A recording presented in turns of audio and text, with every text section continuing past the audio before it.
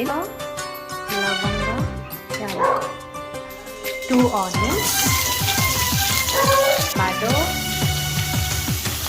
Chillies, ginger garlic, పసుపు,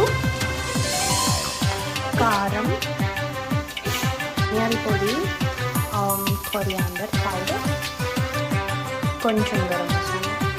నేను paneer క్యూబ్స్గా cut చేసి పెట్టాను. నేను మొత్తం జార్లో ట్రాన్స్ఫర్ చేసుకొని చల్లగా అయిన తర్వాత